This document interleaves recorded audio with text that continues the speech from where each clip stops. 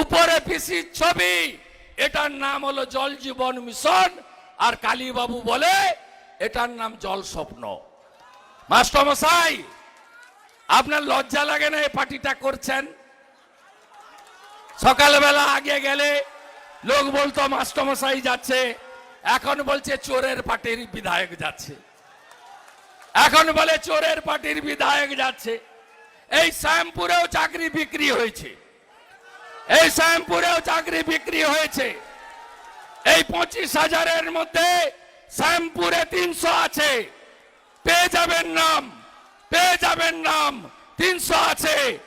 এর बाद ये तो सब पहले झांकी है, अभी तो फायर ब्रिगेड बाकी है, म्युनिसिपल रिक्रूटमेंट बाकी है, और भी कुछ बाकी है।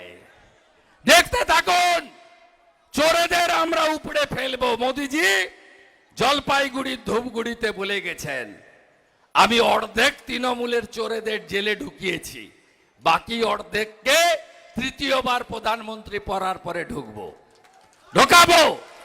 সবে তো মাফলার গেছে, এরপরে তো হাওয়াই চটি। মাফলার গেছে, সবে এরপরে হাওয়াই চটি। হাওয়াই চটি কি বলছে? শুধু মিথ্যা কথা বলে বেড়াচ্ছে।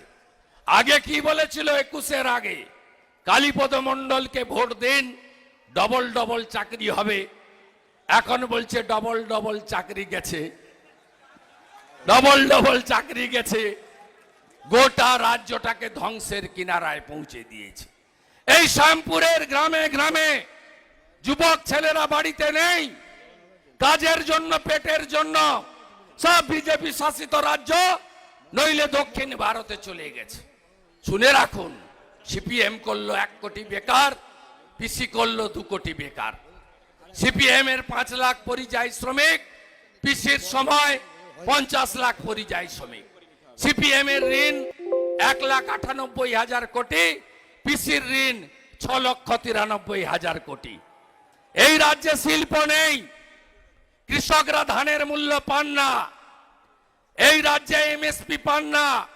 মোদিজি 34,000 কোটি টাকা ইউরিয়া সারে ভর্তুকি দিয়েছেন, আপনাকে ডবল দামে সার কিনতে হয়। হ্যাঁ কি না বলুন? অরুণদাকে জেতাবেন তো? 50,000 লিড দিন শ্যামপুর। ভাবছে গুন্ডামি করবে, গুন্ডামি করবে। শুনে রাখুন, প্রচার বন্ধ হবে 18 তারিখে সন্ধ্যে 6টা। একটা তৃণমূল গুন্ডাকে যদি দেখেন, কি বাগনান, কি শ্যামপুর, কি আমতা, কি উদয়নারায়ণপুর, কান খুলে শুনে রাখুন। আমার হোয়াটসঅ্যাপে অরুণদা, তুষার দাস, সিন্টু ভাই, সুশান্তর মাধ্যমে মেসেজ দেবেন, বুথ নাম্বার আর গ্রামের নাম দিয়ে। 6 ফুটের লম্বা লাঠি নিয়ে কয়েক হাজার কেন্দ্রীয় বাহিনী আসছে। প্রথম দফায় 288 ছিল, দ্বিতীয় দফায় 400, তৃতীয় দফায় 750, আর আপনাদের দফায় এদের দফা রফা করব আমরা।